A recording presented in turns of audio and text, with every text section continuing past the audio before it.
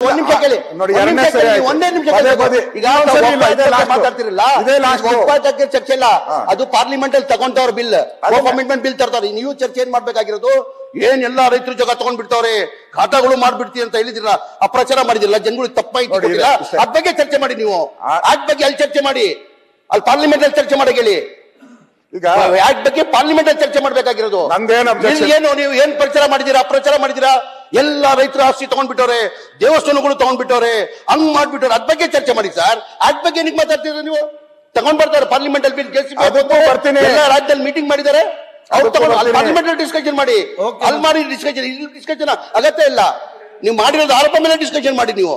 ನೀವೇನು ಆರೋಪ ಮಾಡಿದೀರಾ ಡಿಸ್ಕಷನ್ ಮಾಡಿ. ನೋಡಿ, ಸಮಯ ಕಡಿಮೆ ಇದೆ, ಇಲ್ಲ ಕ್ಲಾರಿಫಿಕೇಶನ್ ಸಮಯ ಕಡಿಮೆ ಇದ್ದಿದ್ದಕ್ಕೆ ಪಾಯಿಂಟಿಗೆ ಬನ್ನಿ ಅಂತ ನಾನು. ಜಮೀರ್ ಅಹಮದ್ ಏನು ಅಬ್ಜೆಕ್ಷನ್ ಇಲ್ಲ, ಪಾಯಿಂಟಿಗೆ ಬನ್ನಿ.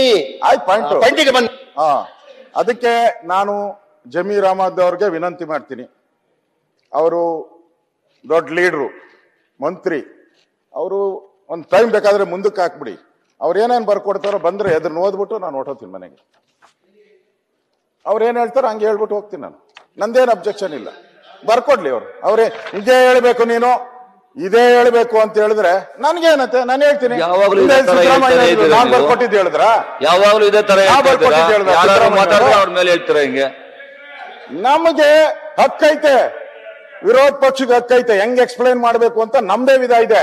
ಜಮೀರ್ ಅವ್ರಿಗೆ ಅವ್ರದೇ ವಿಧ ಬೇರೆ, ಅವ್ರದೇ ವಿಧ ಬೇರೆ, ನಮ್ದೇ ವಿಧ ಬೇರೆ. ನಮ್ ಸ್ಟೈಲಲ್ಲಿ ನಾವ್ ಹೇಳ್ತೀರಿ, ಕೇಳೋ ಅಂತ ಪೇಷನ್ಸ್ ಬೇಕು.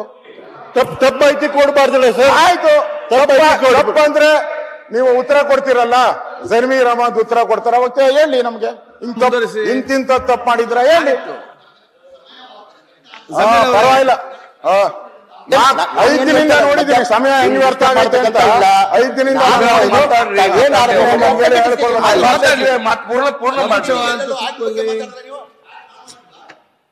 ಅದರಿಂದ ಆಯ್ತು ಮಾಡಿರೋದು ಇಲ್ಲಿ ಮಾತಾಡಬೇಕಾಗಿರೋದು ನಾವು ಮಾಡಿಲ್ಲ.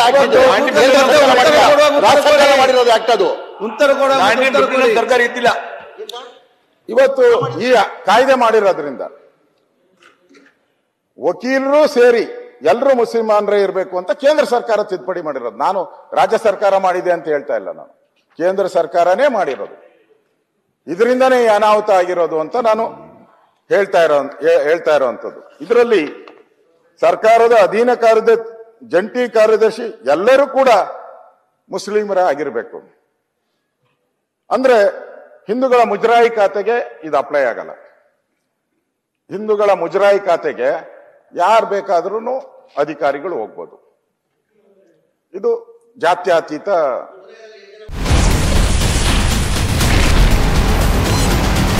Ashwavega English News. Coming soon. Your channel, your voice, your trust.